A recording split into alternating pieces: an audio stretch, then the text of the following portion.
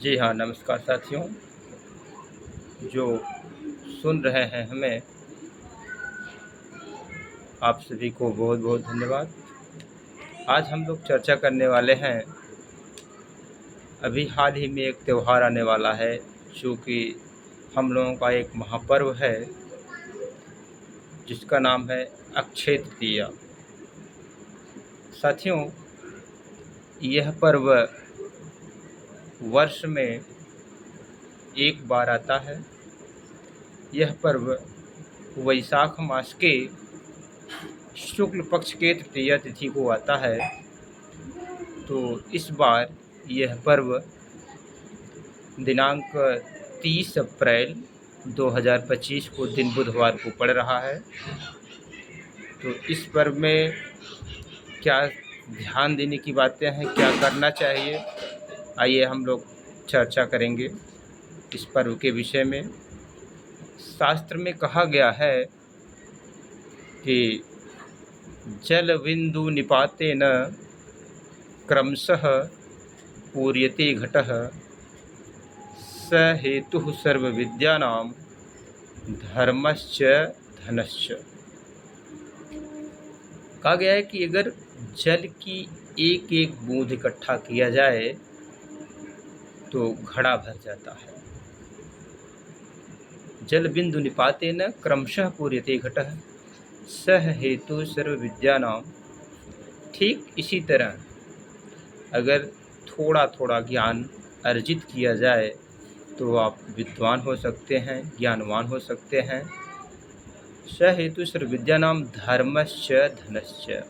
और थोड़ा थोड़ा आप धर्म का अनुसरण करेंगे तो आप धार्मिक हो सकते हैं, और थोड़ा थोड़ा पैसों का आप संचय करेंगे, रुपयों का, धन का संचय करेंगे तो आप बहुत बड़े धनवान हो सकते हैं। तो साथियों, ऐसे ही हम लोगों का जो धर्म है, सनातन धर्म है, उसका पालन करने के लिए हम लोग अपने तमाम त्योहारों का परंपरा के अनुसार उसका पालन करते हैं, निर्वहन करते हैं। और जैसा जो हमारा त्यौहार है, ठीक उसी तरह हम लोग उस त्यौहार को सही ढंग से मनाते हैं। तो ये पर्व जो अक्षय तृतीया है, नाम से ही स्पष्ट होता है, अक्षय न क्षयम इति अक्षय है। जिसका कभी क्षय न हो, ऐसा पर्व है अक्षय। तो ये अक्षय इस समय में, इस पर्व में जो कुछ भी दान, धर्म, कर्म, पुण्य किया जाता है, उसका कभी क्षय नहीं होता। तो साथियों, ऐसे पावन अवसर पर आप सभी लोग अवश्य कुछ न कुछ दान, धर्म, पुण्य जरूर करें।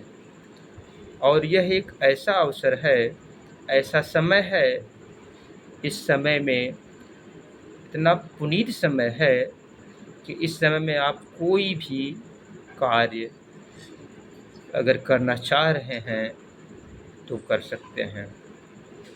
यह ऐसा पर्व है, इसमें किसी तरह का कोई विचार नहीं करना है, किसी तरह की कोई शायद या कुछ भी आपको ब्राह्मण के पास जाकर के कुछ पूछना नहीं है। यदि आप कोई सामान लेना चाह रहे हैं तो यह पर्व बहुत अच्छा है सामान लेने के लिए। आप सोना लेना चाहते हैं, चांदी लेना चाहते हैं, कार लेना चाह रहे हैं, ज़मीन लेना चाह रहे हैं, या कुछ भी, जो भी आपके मन में इच्छा हो, उस कार्य को आप इस दिन कर सकते हैं। साथियों, सबसे बड़ी बात यह है कि आप मंदिर जाएं, पूजा करें, और जितना हो सके उतने अच्छे से पूजा करें, विधि विधान से करें। और भगवान विष्णु और माता लक्ष्मी का पूजन करें। उस दिन लक्ष्मी और विष्णु का पूजन अवश्य कीजिए। और अक्षय तृतीया की जो कथा है उसे आप सुनिए। लेकिन एक चीज़ ज़रूर ध्यान दीजिएगा, यदि इस गर्मी के महीने में कोई आपके घर पे आता है तो उसे जलदान अवश्य करिएगा।